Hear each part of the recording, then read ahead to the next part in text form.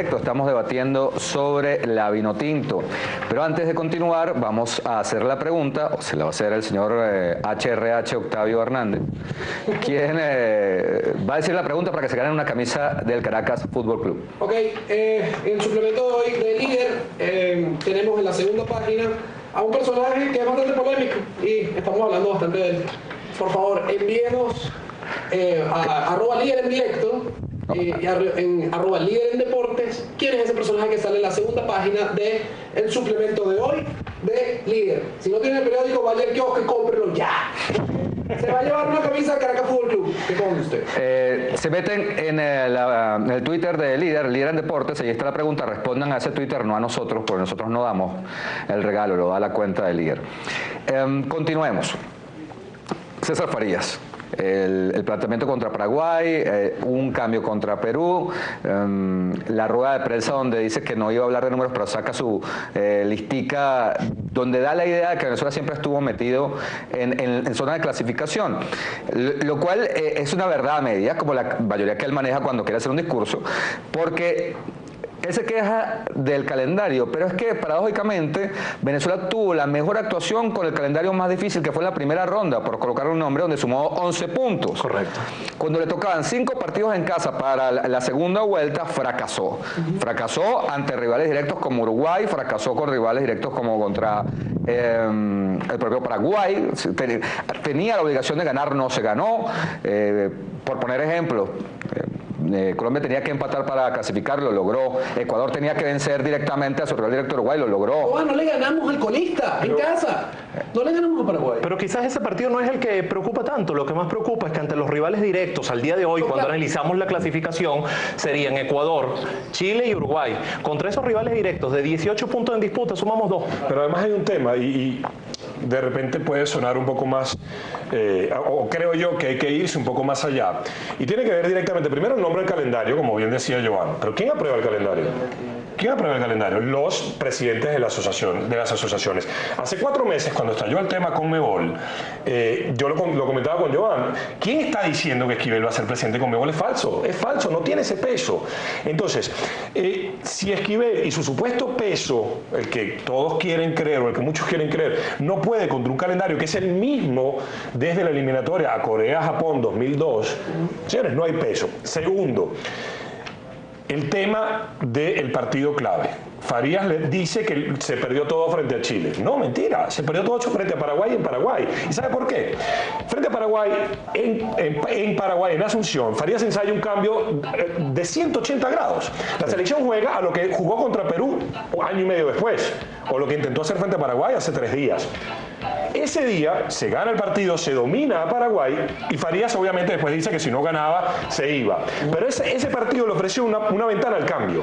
A decir, está bien, llegué hasta aquí con mi forma de plantear, ahora ganamos un partido de visitante que nunca se había ganado, ¿por qué no adoptar estos cambios? No, Farías a partir de esa victoria volvió a ser un personaje cerrado, negado a la posibilidad de modificaciones y a ensimismarse. Cuando tú te ensimismas, cuando tú te encierras en ti mismo y rechazas el cambio, te estás peleando contra la naturaleza. La naturaleza te obliga a cambiar permanentemente. Y a ese partido nos hizo creer que éramos perfectos. Mira, precisamente eso, hablando del cambio, tenemos a Daniel Martínez de la redacción de Líder, quien tiene un punto de vista algo parecido a lo que estás diciendo tú ahora.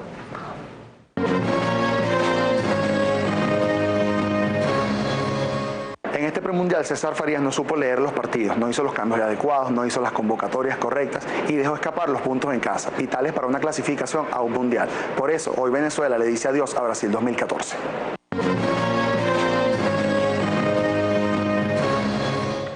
Mira, los cambios. Ignacio habla del partido contra Paraguay, pero además hay otros aspectos interesantes. Luis Manuel Seijas lo hace bien como lateral izquierdo contra Bolivia.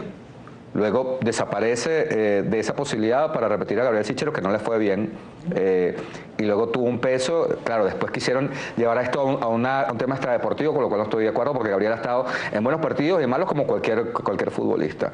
El partido contra Chile, vas perdiendo en un partido importante, entra Agnel Flores en la mitad del campo.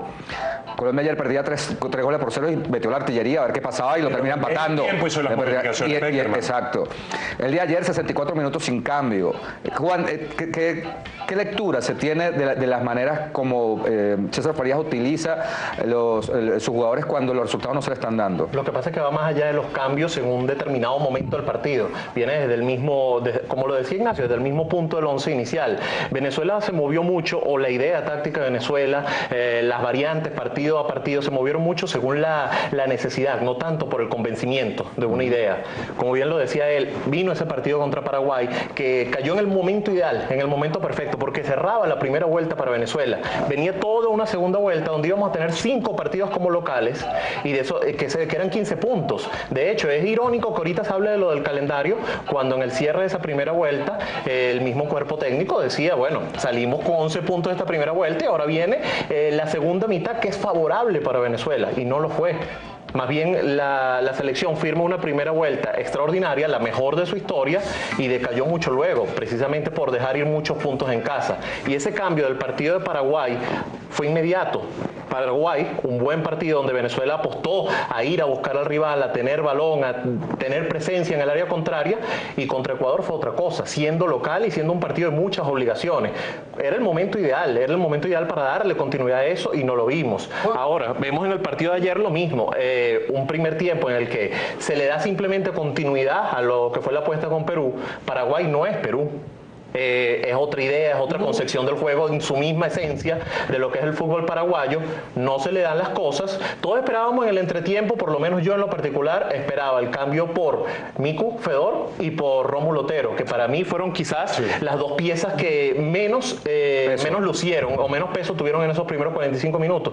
Y llegaron tarde. Se esperó a que pasara una hora de partido para que vinieran esas variantes. Una cosa que quería conversar contigo, Juan, en las declaraciones de la rueda de prensa, ¿no te llamó la atención que cuando estabas refiriéndote al tema de la comparación, cómo comparamos nosotros la era Richard Páez con la era César Farías? Cuando hablemos de números, que César Farías no quería hablar de números, pero vamos a hablar de números de este dato en particular.